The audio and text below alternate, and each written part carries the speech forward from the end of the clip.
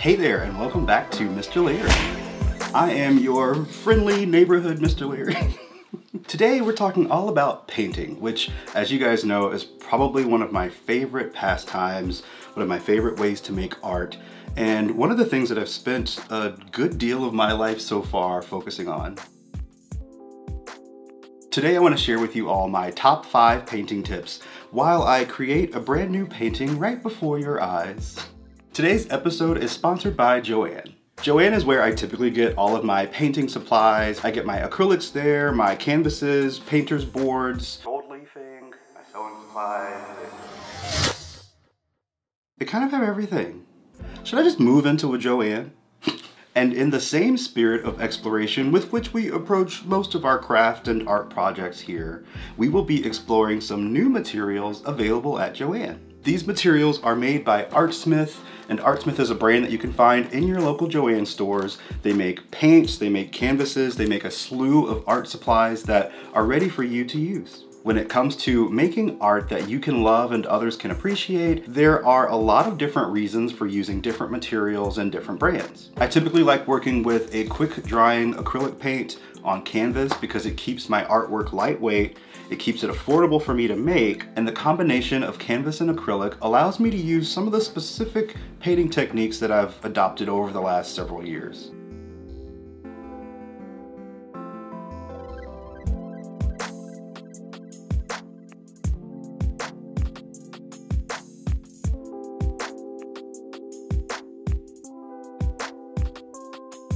So you are all probably familiar with my style by now because I keep shoving my paintings in your faces.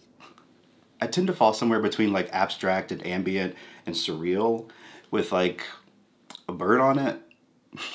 We're gonna take a look at all the bird stuff in part 2 of this episode, which will come later. But for today, let's turn our eyes to the skies.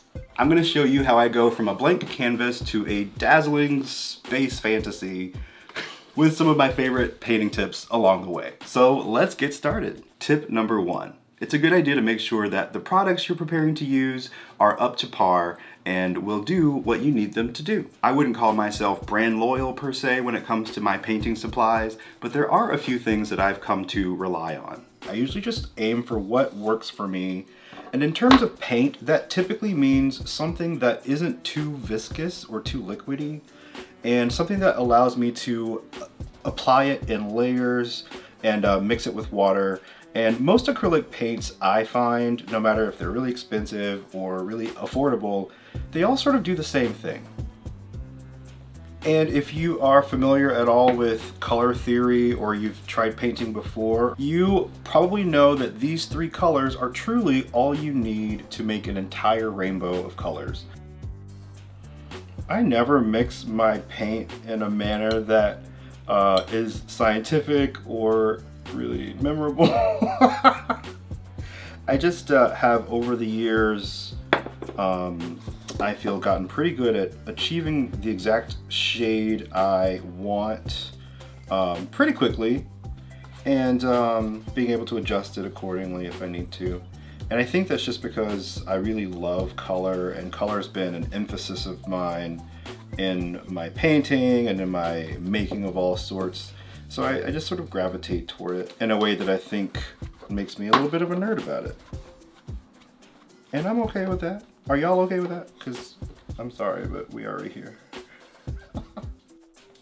I'm bringing this blue color down pretty far, but my next course of action is going to be to take a second color, perhaps a shade of purple, and sort of fade it into the rest of this blue.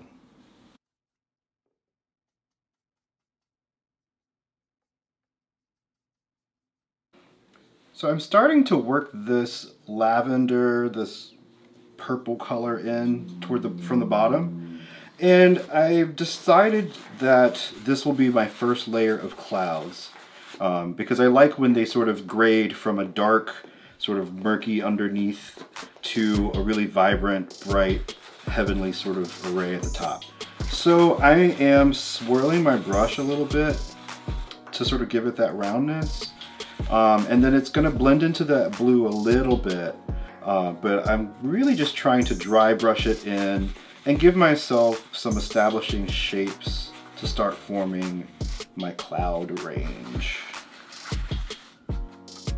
Now I'm gonna allow this layer to dry completely before I move on to my next step, which is to increase the amount of layers of paint we see. Tip number 2. I like to work in a lot of layers for my paintings, and I can do this easily using acrylic and water.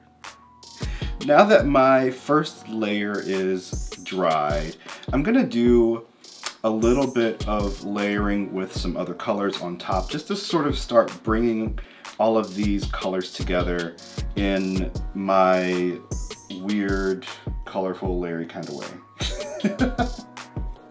So I'm just gonna take a little squeeze of yellow, this primary yellow, and I'm gonna dry brush it onto the edges of the painting, which I think gives it some depth and just sort of starts to have some weird things happen with the color. Especially when you apply it on top of those blues and teals. I don't know, I just really enjoy the way that these colors interact with one another. You'll notice this sort of thing happen in a lot of my paintings, where it sort of seems like there's bright yellow or like a neon color coming from the edge. I think I do that because it gives me the impression that there are things happening on the outside edges of the frame.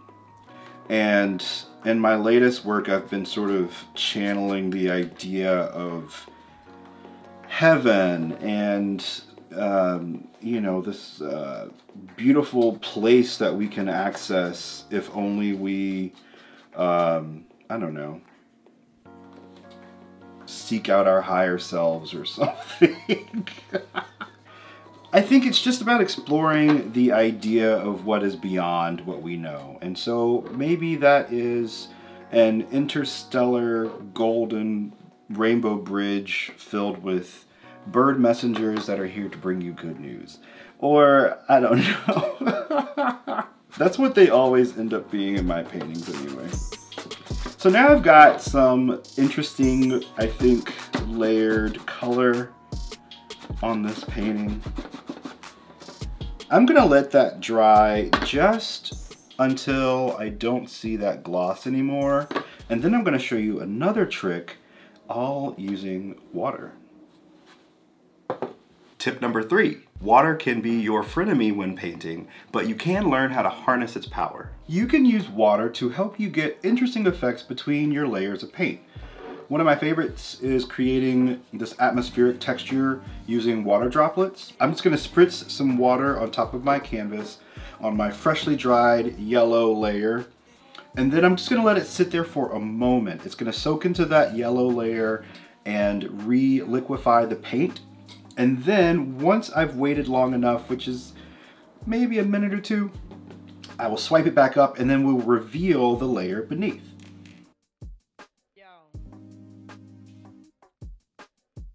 And then I'll take my big fluffy brush and just whisk it across the surface to pick up that remaining liquid.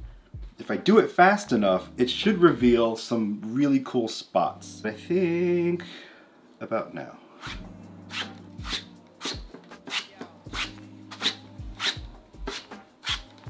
Yeah, there you go.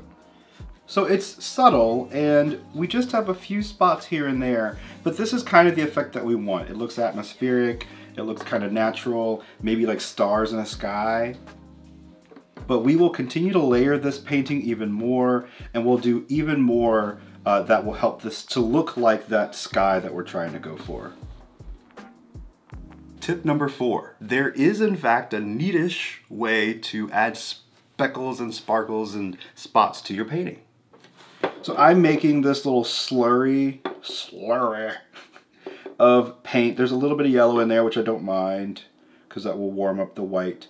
And water. And this mixture here that's on my brush right now is about 60% water, 40% paint. So I'm going to load my brush up, or the end of my brush up rather, with that paint water now. From here, all I do is take a couple of fingers, or maybe the side of my hand sometimes, and I just tap this area of the brush so that while it's hanging in my hand, it's going to be secured there.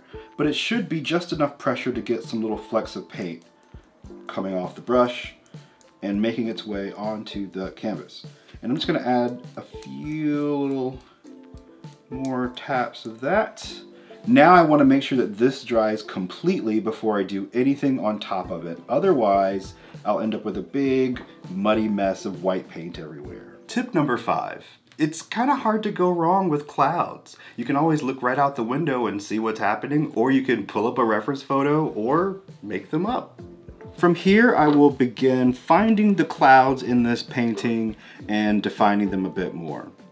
I like painting clouds because there are an infinite number of ways they can appear in the sky.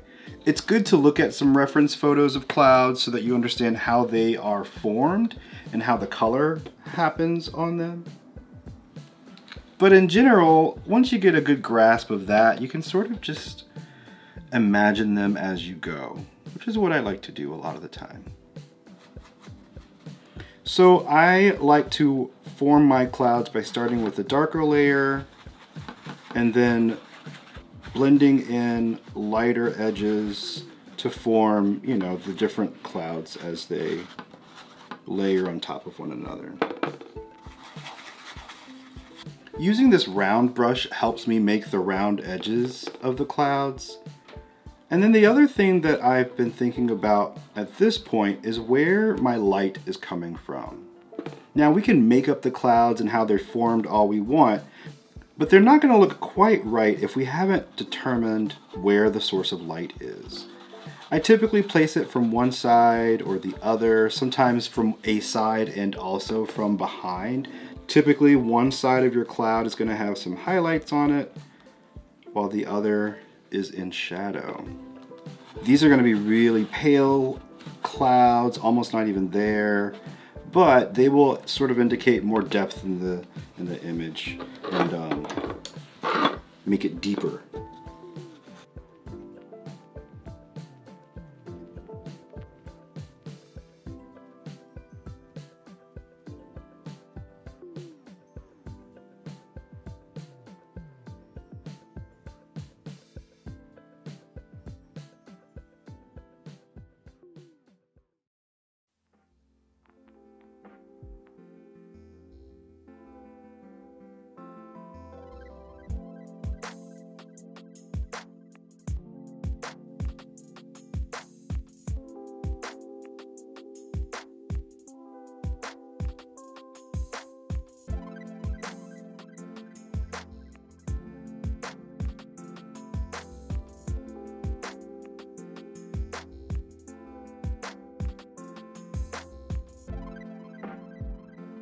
And here we have our finished framed piece. Well, mostly finished. Like I said, I'll probably revisit this painting soon and add some more details and maybe even that bird that I mentioned, because I just can't help myself. So stay tuned for that class in the next few weeks. Thank you so much for joining me today on this episode of Mr. Larrie, sponsored by Joann. I hope that you found something new about painting, and if not, maybe you saw something that you'd like to give a try. I know that what I shared with you seems kind of regimented and pre-planned, but honestly, most of my paintings happen spontaneously and with just a wisp of an idea at the beginning. So give it a try, you never know where you'll end up. If you haven't yet, make sure that you subscribe to my channel and hit the bell button for notifications on new videos every other week or so, whenever, I don't know, sometimes. You can also follow me on Instagram and TikTok at Mr.Larrie, where I'm posting new videos and projects and all sorts of antics. If you give these Artsmith products a try, let me know how they turn out for you. Stay safe and stay crafty, and I'll see you guys soon. Bye!